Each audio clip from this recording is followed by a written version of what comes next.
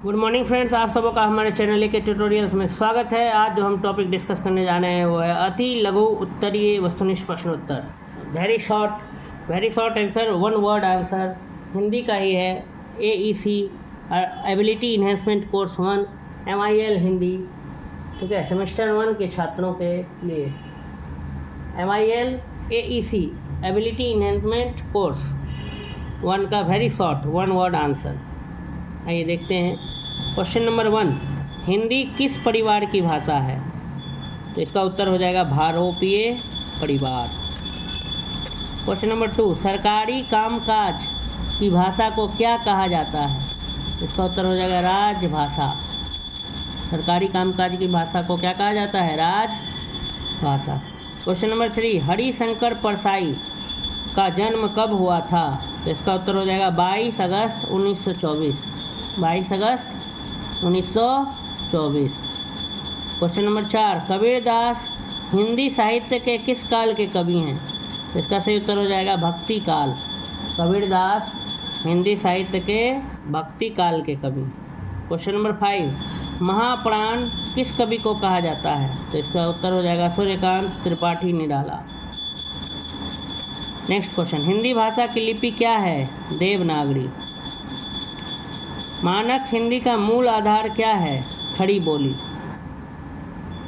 राजभाषा आयोग का गठन कब किया गया? 1955 में। तो ये अति लघु उत्तरीय है, वन वेरी शॉर्ट है। बेनीपुरी ने गुलाब को किसका प्रतीक माना है? आत्मा। राम वृक्ष बेनीपुरी ने गुलाब को किसका प्रतीक माना है? आत्मा। बाबर की ममता साहित्य की कौन सी विधा है? एकांकी। पद्मावत किसकी रचना है? जायसी। तुलसीदास की प्रसिद्ध रचना क्या है? रामचरितमानस। रामचरितमानस में 7 कांड हैं, इसका अंतिम कांड कौन सा है? उत्तरकांड।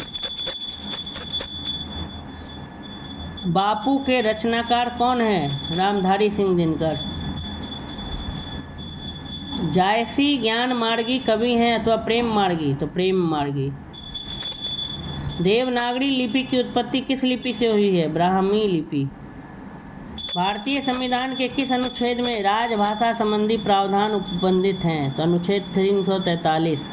आर्टिकल 343 में राजभाषा से रिलेटेड प्रावधान है। संविधान के 8वीं अनुसूची में कितनी भाषाओं को मान्यता मिली है? 22। संविधान के किस भाग में भाषा संबंधी प्रावधान उपबंधित है? भाग 17। रामधारी सिंह दिनकर का जन्म कहाँ हुआ था? सिमरिया, बेगूसराय। बेटों वाली विधवा का गद्य रूप क्या है? कहानी।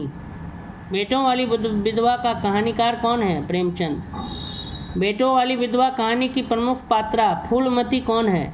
तो पंडित अयोध्यानाथ की पत्नी अर्थात घर की मालकिन। अयोध्यानाथ के कितने बेटे थे? 4।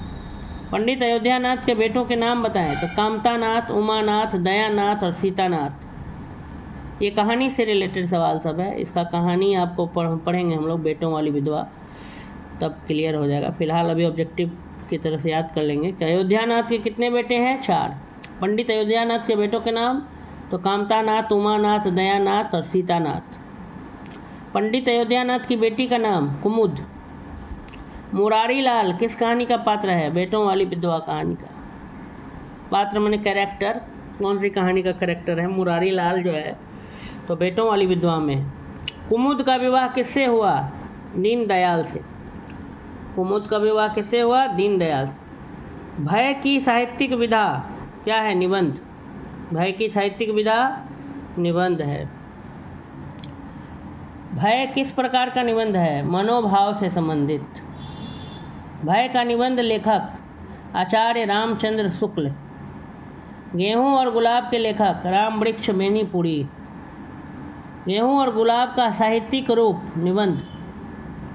गेहूं और गुलाब किस प्रकार का निबंध है? ललित निबंध। श्री राहुल सांकृत्यायन के लेखक कौन है? रामधारी सिंह दिनकर। श्री राहुल सांकृत्यायन ये किस प्रकार की रचना है? संस्मरण।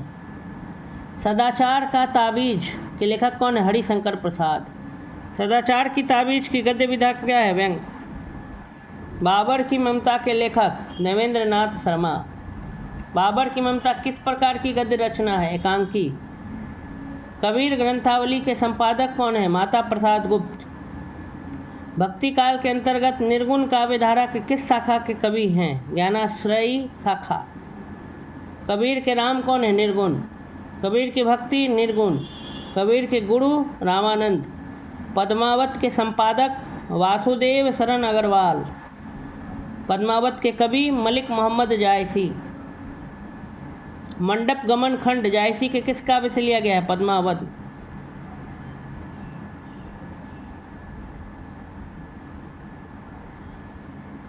जायसी भक्ति काल के अंतर्गत निर्गुण काव्य धारा के किस शाखा के कवि हैं? प्रेमाश्रयी। रामचरितमानस के कवि कौन है? तुलसीदास।